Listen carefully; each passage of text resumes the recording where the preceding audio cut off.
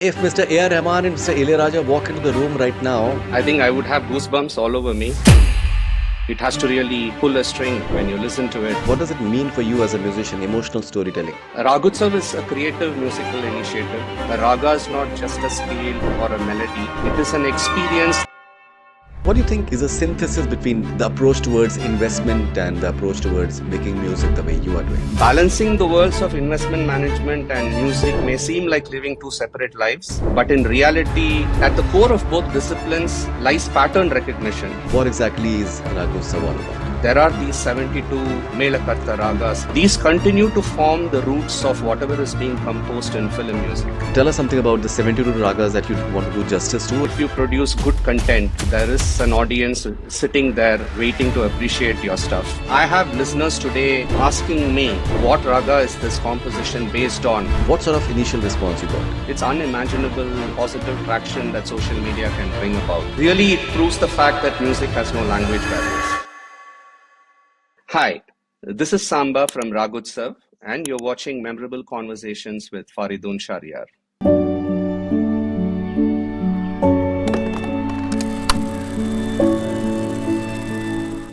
So Samba, if Mr. A.R. Rahman and Mr. Ilaiyaraaja walk into the room right now, what will be your first reaction? I think I would have goosebumps all over me because these two gentlemen have been two of my very key musical influencers. And with Ilaiyaraaja, the influence is profound in terms of orchestration and emotional storytelling. And his ability to fuse Western harmony with Indian melodic structures is something that completely reshaped how I think about composition. He showed us that music can be both intellectually rich and deeply moving at the same time. So he's a genius, one of a kind, once in a millennium type of music composer. And A.R. Rahman has influenced approach to sound and innovation. His openness to global influences, use of technology, emphasis on texture and mood have encouraged all of us to experiment and think beyond traditional boundaries while still staying rooted. So I think, yeah, it would be one of the greatest moments of my life if I were to meet both of them in person.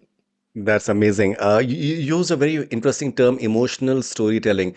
I think that can be used both for Ilaiyaraaja sir as well as Mr. Rahman as well. Could you elaborate when a musician says emotional storytelling? What does it mean for you as a musician? Emotional storytelling. Yeah, it is, I think, more than the grammar or the ragas that we follow.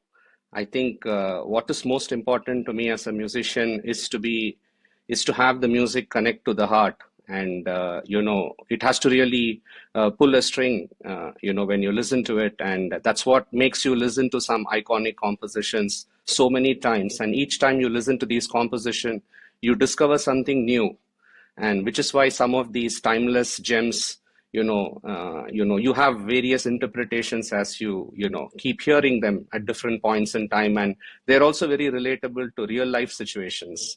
So I think that is very key for me in music, that it touches your heart more than stick to the grammar. Awesome. Okay, now 18 months back, you being into investments and you decided to make a transition to your passion, that is music finally. What really triggered that moment when you decided that finally you are going to take that plunge in music? See, music has always been a deeply personal space for me, but about 18 months ago, I felt a strong pull to engage with it more seriously. What started out as a natural inclination gradually became a conscious commitment. The transition has been transformative. It's brought a different kind of fulfillment, one that balances the analytical intensity of investing with a more creative and introspective dimension, is what I would say.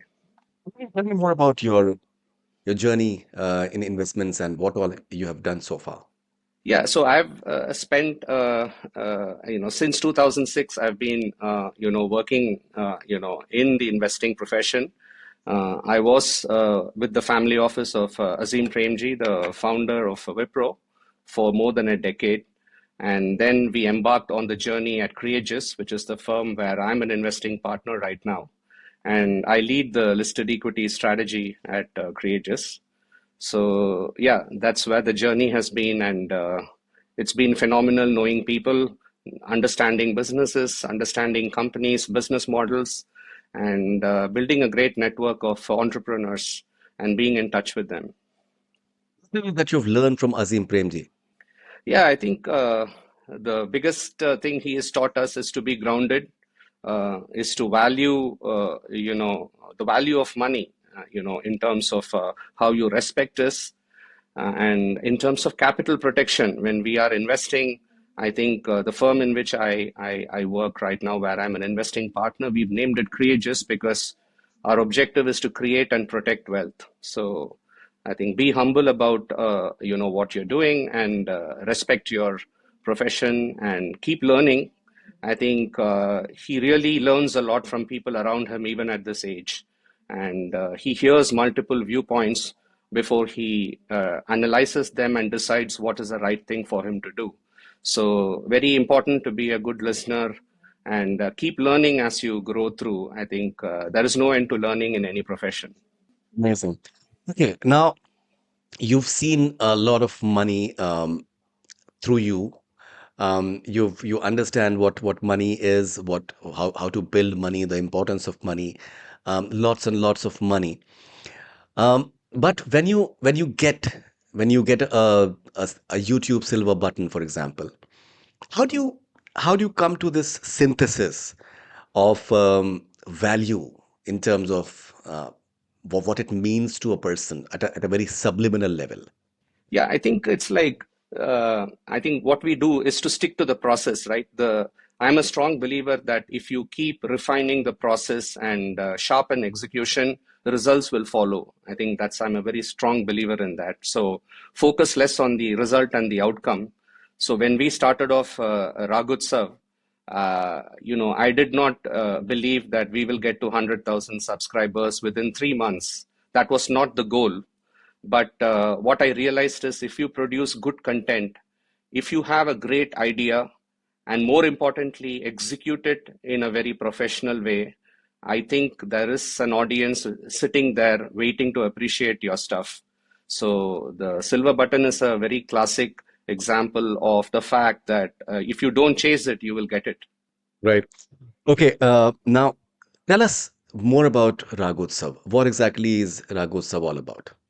See, Raag Utsav is a creative musical initiative dedicated to celebrating the depth and beauty of Indian classical ragas. So the project brings together musicians from diverse backgrounds to present ragas in an expansive and collaborative production. So through carefully crafted recordings and visual presentations, we seek to preserve the emotional richness of Indian ragas, introduce classical music to new audiences, showcase collaboration between classical and contemporary musicians, and present ragas in immersive formats. So the project celebrates the idea that a raga is not just a scale or a melody, it is an experience that evokes emotion, mood, and storytelling. So through Raag itself, we seek to build bridges between tradition and innovation, demonstrating how classical ragas can continue to inspire new musical expressions. So that is what it is about, and we've released about six singles, researching in depth six specific ragas so far, which are Darbari Kannada, Natabhairavi, Kalyani, Shankarabharanam, Mohanam, and Maya Malavagole. So the vision of Ragutsav is to celebrate the timeless power of raga music while presenting it in ways that resonate with today's audiences. There are three core ideas that the project focuses on. One is tradition. We want to respect the grammar and spirit of classical ragas. The second is collaboration, which we want to unite musicians from classical, orchestral, and contemporary backgrounds. The third is innovation, exploring new formats for presenting raga-based music, including long-form compositions, visual productions, and digital platforms. So, which is why we are present in long form in YouTube, in short format in Instagram, and also on all the music streaming platforms like Spotify and Apple Music. Amazing. And you are utilizing the songs of famous songs of Mr. Ilaiyaraaja and Mr. A.R. Rahman in explaining your entire concept on Yeah, ragas. yeah, absolutely right. And I think the what we want to showcase is the journey of these ragas from where they evolved, which are the Carnatic or Hindustani roots. So we typically begin the single with a varnam, a kirtanam, or a geetam, which are like the basic foundation learnings when you are, imbibing the Carnatic or Hindustani raga formats. And it's very interesting that, as music has evolved, there are these 72 main ragas, Melakarta ragas in Carnatic music, and equivalent numbers in Hindustani music. These continue to form the roots of whatever is being composed in film music. So each musician largely interprets these ragas in their own ways, depending on the mood and emotion of a particular scene or a movie. But the roots go back to these ragas, these 72 Melakarta ragas, and whatever are the sub ragas under these. So that's the beauty, that what you're innovating is the way you're treating these ragas and presenting them. But largely, the roots have remained constant over many years. So it is not like you are forming new ragas every year. Very few ragas get formed or invented these days. So the idea is to, for a listener, when he listens to music today, we just say, "Oh wow, it sounds nice." But the idea is to go beyond that and say, "What is the root of this song? Which raga is this based on?" And then compare and contrast it with other songs that have been composed in that raga.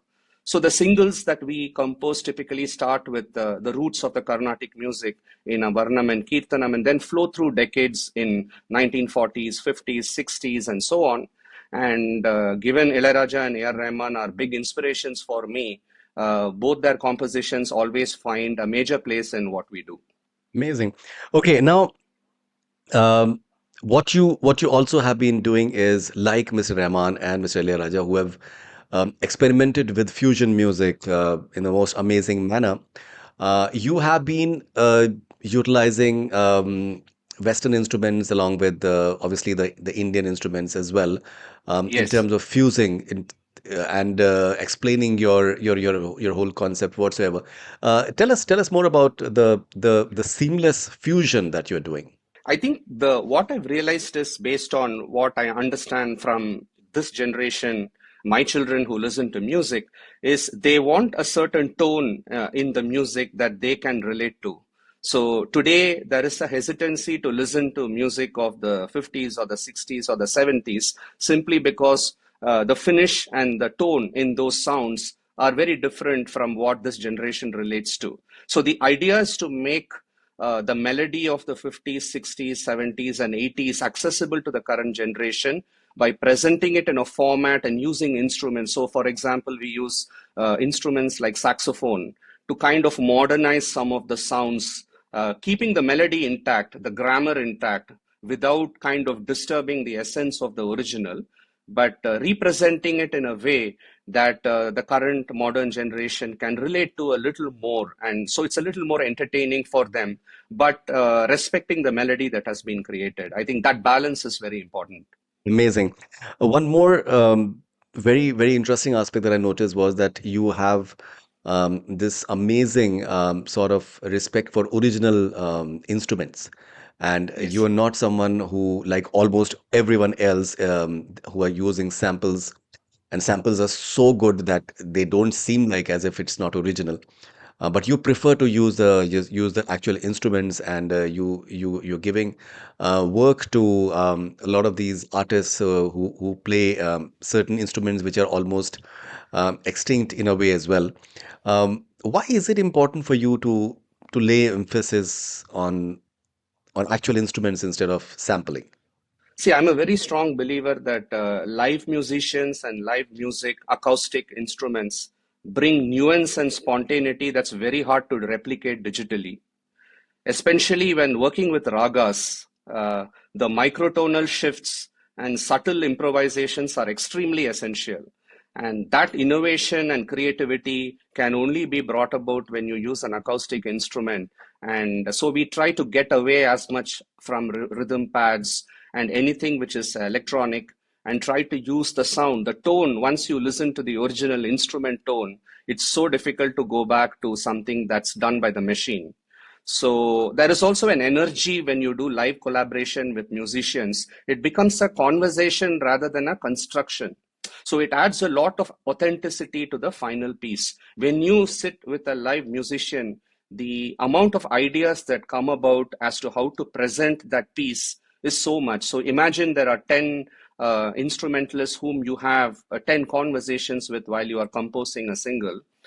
Each of them have brilliant ideas as to how that instrument can add, a certain texture to the raga that we are trying to demonstrate. So if it is a machine that you are sitting with and working on, you cannot have a conversation Right. and creativity there. So I think it's very, very important that you engage with musicians, and once you start going on the path, it becomes addictive. Amazing. And your aim is to make interesting sort of compositions out of all the 72 ragas. Interesting part is that your these songs that you're creating, they are long, but they're still resonating with a lot of people. So tell us something about the 72 ragas that you want to do justice to, and how do you hold attention for say 40 minutes, for example, and make it work with multiple songs incorporated in it. So it's certainly an ambitious aim, but I see it as a long-term journey rather than as a short-term goal. Practically, it involves consistent exploration, selecting compositions that naturally align with each raga. Then you collaborate with knowledgeable musicians and you document the process. Idea is not to rush through all the 72, but to do justice to each one. So it is more a Right. vision and an ambition.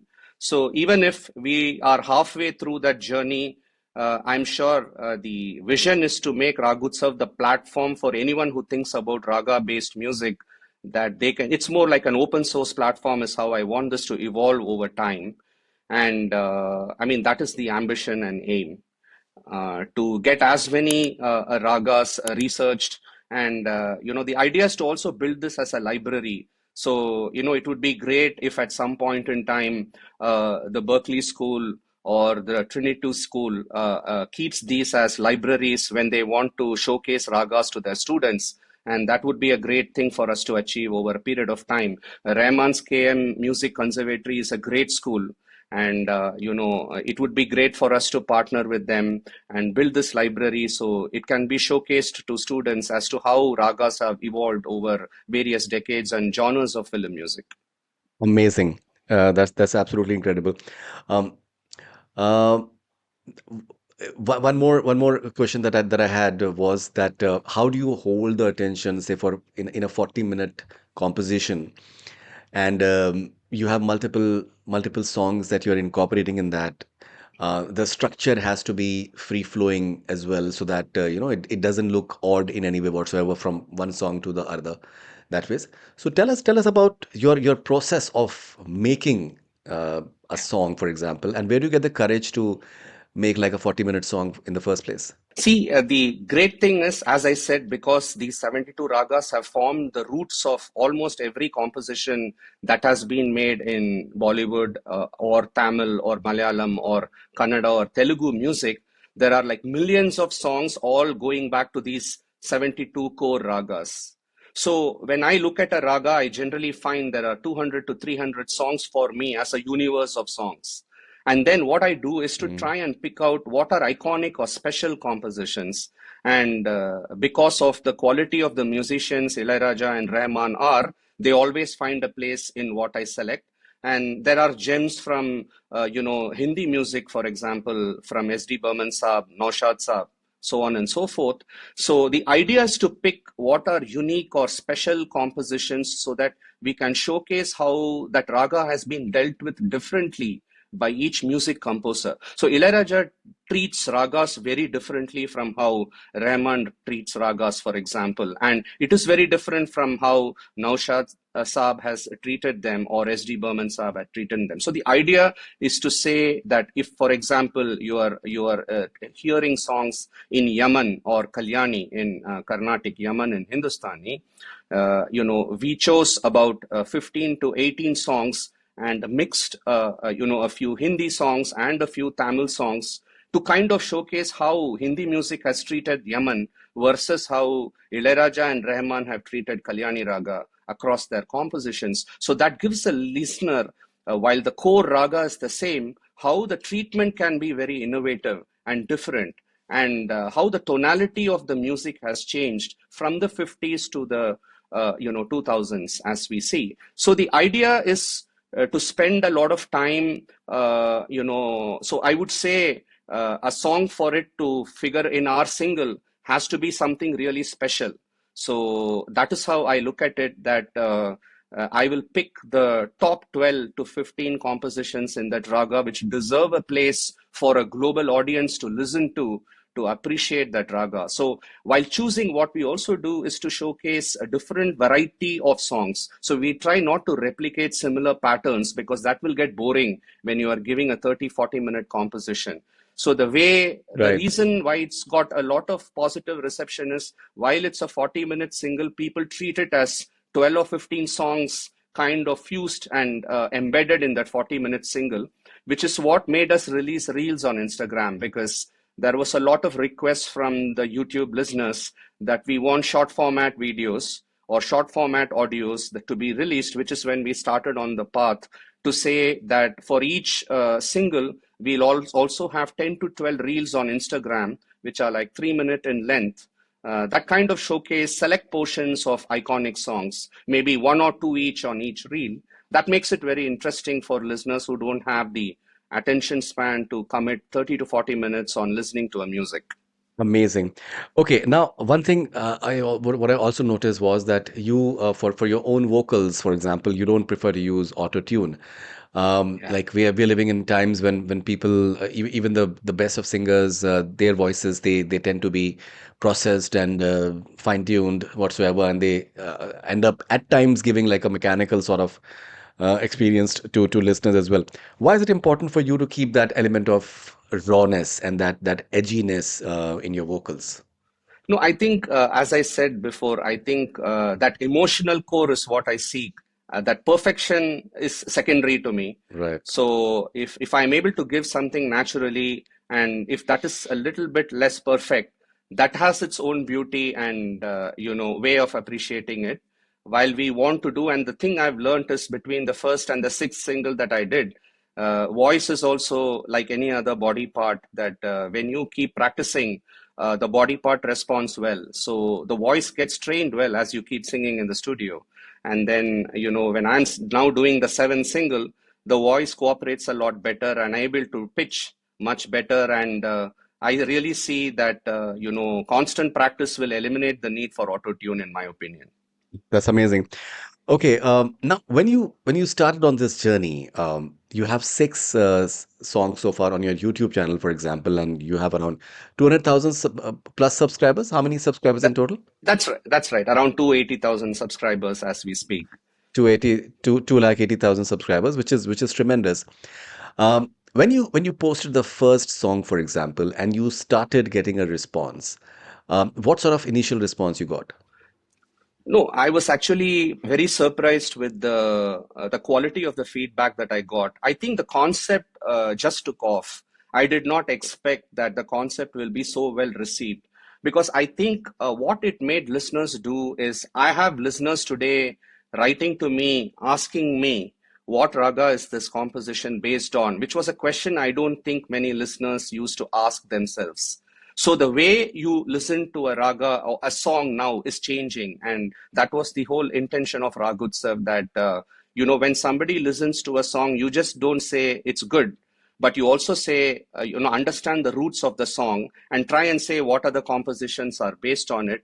So I think the concept really took off. People were appreciative of the fact, and I don't think a lot of people also understood that there are these core ragas premised on which all these compositions are being made. Some I have some subscribers who write to me saying that we actually thought that each music director is composing a new raga, is the way their mind thinks, whereas they had not correlated it to a library of ragas which are being interpreted by music composers.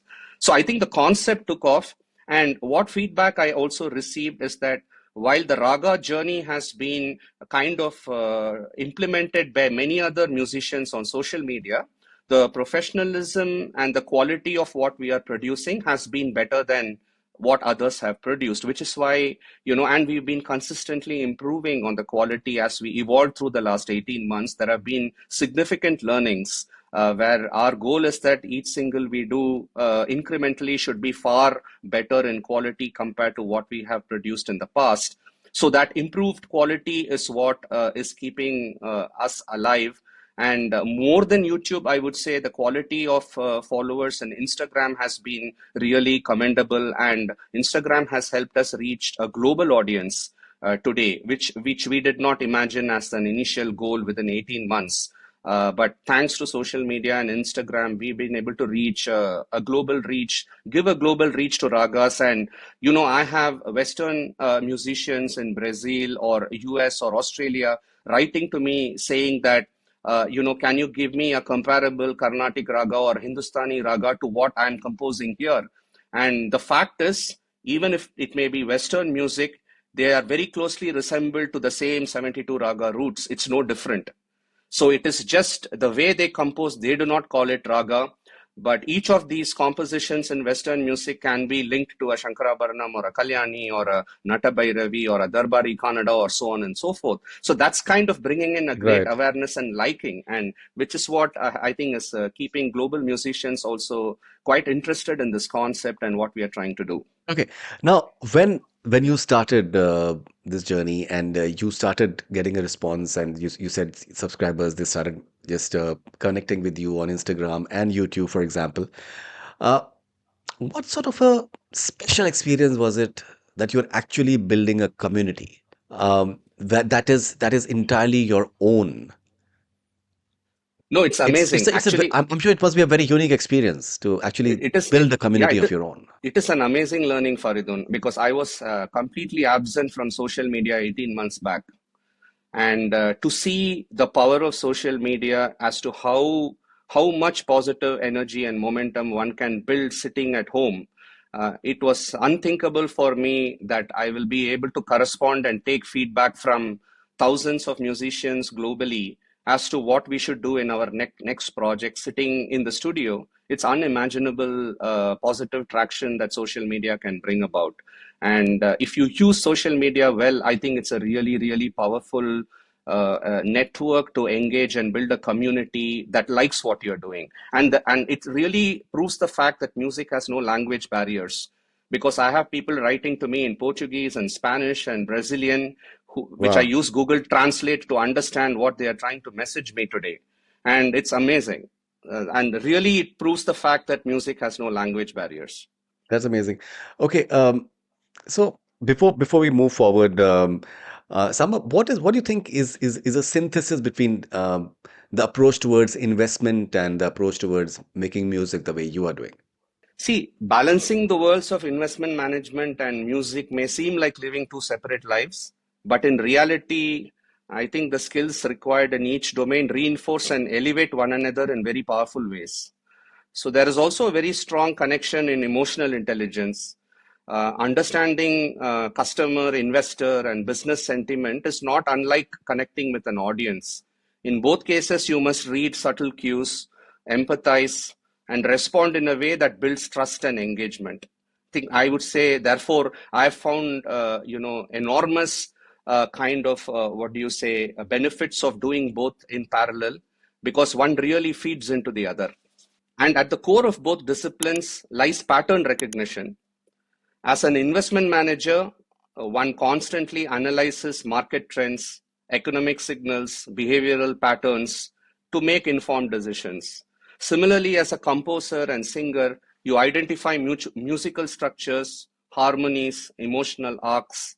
So, and in both cases, success depends on your ability to detect subtle shifts and anticipate what comes next.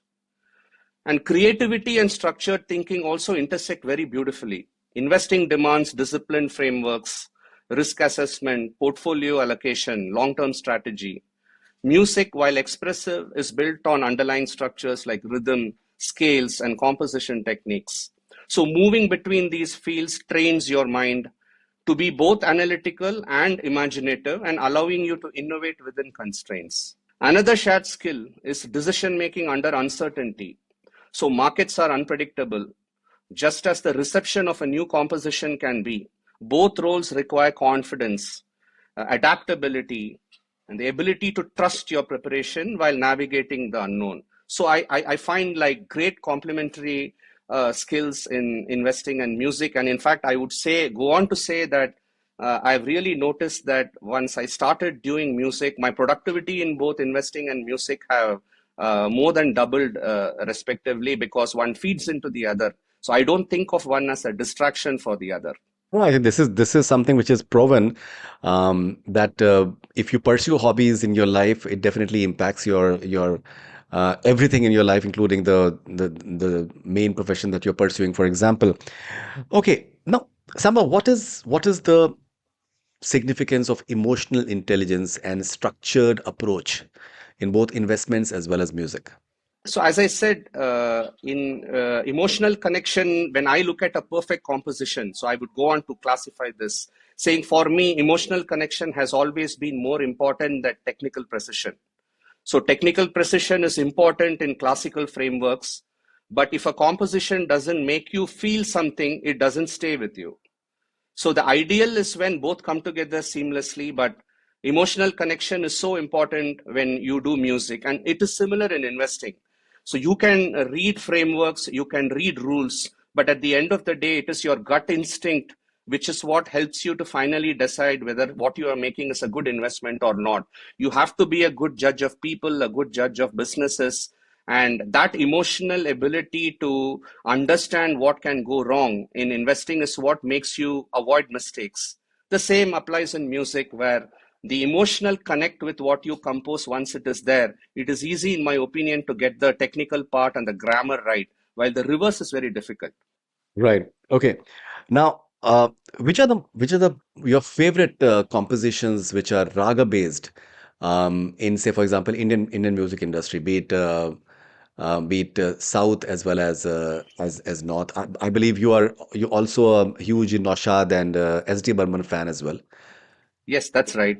But I've grown up listening to a lot of Ilaiyaraaja, and I think since 1992 a lot of Rahman. So there is an album, How to Name It, by the Maestro, which I would regard, it is my go-to album whenever I want to understand music. I go and listen to it, and there is a title track, How to Name It, which is an instrumentation piece based on Simendra Madhyamam and Karahara Priya, which is my go-to album and my go-to track when I want to listen to music. And same way, I love ragas which are rare. So A.R. Rahman has composed this wonderful song, Naina Neer Bahaye, in this movie Water, which is based on Raag Bhatiyar. Right. Very few songs that have been composed in that rag with a little tinge of Bhairav in it. So Rahman is a master at fusing a few ragas together in one song, and he likes doing that, but largely based on Rag Bhatiyar. So I think these two are like top of the mind, iconic compositions that I really like. And Hotel California, for example, if you go beyond India, and to what I really loved Right. listening when I was growing up. So yeah, I think, and of course, a lot of compositions of Naushad ji and S.D. Burman ji. But for me, Ilaiyaraaja and Rahman are what have really inspired by my musical sensibilities. That's absolutely brilliant. Okay, and now you also do originals. You've done one original, for Yes, example. yes. What is your original all about? Yeah, so I thought after we did five singles based on compositions by others, I thought given we have a decent enough fan following now, we can take the risk to do one original, and we got an amazing reception. So we basically reimagined a very famous Purandaradasa Kriti by name Chandrachooda. It is in ode to Lord Shiva, and we kind of released it for Mahashivratri this year, and it's based on Darbari Kannada Raga. And it that is actually what helped us get a great global reach because it was an original composition, and a lot of musicians really liked the instrumentation that we used in it. A lot of electric guitars in a Carnatic composition, so that really sounded different for the Western audiences. So I had people from Hans Zimmer's team write to me, really Wow. appreciating the fusion work and the sounds that we created. It was not an objective that we would reach that level of connection this early, but it's given us great motivation to do more originals as we pursue this journey. Okay. And what about live performances? Is that something that you would like to explore? Of course, we are very open to it. I think I've built a very strong set of musicians now who are experienced at doing live music, and we did not want to start off with that, but I think at some point in time in this journey, definitely, as we are building this type of fan base, we would definitely consider that as a serious option. All right, Sama, what do you think is the evolution of ragas? How did exactly happen according to you? Yeah, that's a very interesting question, Faridun, and that's very important, in terms of why Raag Utsav came about and what we are trying to achieve. So, if you start with Carnatic music in South India, in the early or pre-Trinity period between the 15th and 17th centuries, pioneers like Right. Purandaradasa laid the foundation of Carnatic music. He systemized its teaching methods using basic ragas such as Maya Malavagaulai, Malahari, and Shri, which are still used for beginners today. And then you move to the 18th and early 19th centuries, the Carnatic trinity, Tyagaraja, Muthuswami Dikshidhar, and Shama Shastri. They revolutionized the tradition. They brought greater emotional depth and compositional complexity. For example, Tyagaraja is associated with ragas like Karahara Priya and Abheri. Dikshidhar is associated with Hamsadvani and Shankarabharanam. And Shama Shastri is associated with ragas like Bhairavi and Ananda Bhairavi. Then, when you move on to the Right. post Trinity or modern period, composers like Papanasam Shivan, Patnam Subramanya Iyer, and Lalgudi Jayaraman, they further enriched this repertoire. They introduced new compositions and innovations in performance and working with ragas like Kapi, Behag, and Mohana Kalyani. So, this is how Carnatic evolved. And while all this was happening, there was a parallel evolution in Hindustani music in northern India. So during the medieval period, during 13th and 16th centuries, Amir Khusrau played a key role in shaping early I Hindustani was coming to music. that. Yeah, I by was coming to blending that, it, yeah. yeah, Indian and Persian elements, influencing ragas such as Yaman, which was done by him. Then, if you move forward to the Dhrupad era, from the 15th to the 17th centuries, figures like Swami Haridas and Tansen formalized this tradition. Tansen, in particular, is credited with ragas like Darbari Kannada and Miyanki Malhar. And later, during the Mughal period and the rise of the Khayal style, composers such as Sadrang and Adrang, they expanded the expressive possibilities of ragas like Yaman and Athana. And finally, in the modern period, you had reformers like Vishnu Narayan Bhatkhande and Vishnu Digambar Paluskar. They structured musical education systems like Thats, including Bilawal and Kalyan. And legends like Pandit Ravi Shankar also contributed to globalizing Hindustani music and introduced ragas such as Jogeshwari and Nat Bhairav. So overall, if you see, both traditions have shown continuous evolution where early foundations were formalized and expanded by legendary composers.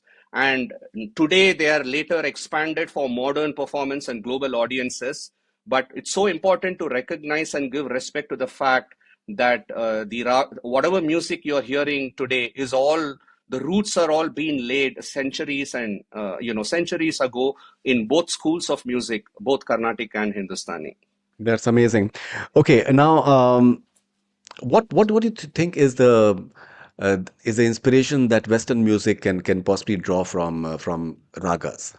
Yeah, see, that's again very interesting. In fact, that has been the interest for a lot of Western musicians to reach out and follow us. See, while most English pop and rock songs are composed using Western scales like major, minor, or pentatonic scales, what I've come to realize is that many of these share the exact same melodic DNA as the Indian ragas. So when we listen to music across genres, we don't really see them as separate worlds. We see them as different expressions of the same underlying musical ideas. So, for example, what is called Ionian mode in Western music corresponds very closely to Bilaval in Hindustani music and Shankarabharanam in Carnatic music. All of these evoke a similar sense of joy and devotion. Similarly, you go to the Dorian mode, it aligns with Kapi and Karagara Priya, which bring out a more groovy yet slight melancholic feel. Then you go to the Aeolian mode, Mm. which is essentially the natural minor scale that connects with Asavari and Natabhairavi, often expressing sadness or longing. Even lighter, more romantic Right. moods like those in the Mixolydian mode can be mapped to Kamaj and Harikamboji. And then you have the Lydian mode, which beautifully mirrors Kalyan and Kalyani, creating a very peaceful, almost twilight-like atmosphere. So understanding these parallels really shapes musical sensibility.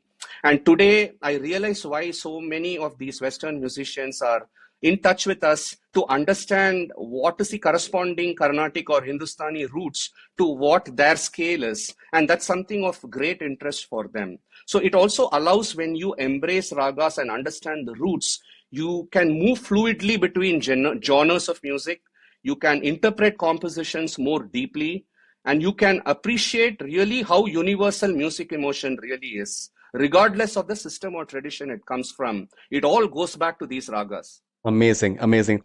Okay, Samba, finally, if you'd like to just ask all the people all across the world who love raga-based music, um, why they should be joining Raag Utsav both on YouTube as well as Instagram. Yeah, that's great. I think what we are trying to do, as I said, the real ambition is to help listeners question, not just, what they are listening to from, oh, is it sounding nice? But to go a little beyond to Right. understand the grammar in the music, because it helps you to appreciate music a lot better when you know what raga the compositions are based on. And I have got this feedback from many people who listen to us and follow us, saying that after they have started questioning the roots of the ragas that are relating to this music, they have started enjoying and appreciating the music compositions a lot more. What also results is they like to now repeatedly listen to a track, because once you understand the raga's roots, you tend to discover new elements in the composition as you listen to it the second time and the third time, which is what makes some of the compositions timeless, because there is so much of layering in these songs and so much of the exploration of ragas that are there. So I would say that anyone who wants to understand beyond the surface level of a sound or a music must certainly question, what ragas each of these are based on, so that they understand the templates and they understand how the modern musicians are interpreting these ragas and what creativity they are bringing in while they are interpreting this. So it's very important for us to understand and accept that we are not creating new ragas as we compose new music. We are only creating new interpretations of ragas that have already been laid. And that recognition and appreciation is very key. Absolutely incredible. Samba, thank you very much for your time. It's rather late in India right now, but you've found time to share your wonderful thoughts about a unique sort of concept and vision that you have. So congratulations and all the best wishes. I'm sure that you're going to go from strength to strength. The next time when we're talking, you'd have raced past a million subscribers. Thanks so much, Faridun, and it's an absolute privilege for us to be on your show. Thank you so much for the opportunity. Thank you. Thank you very much. Thanks a lot.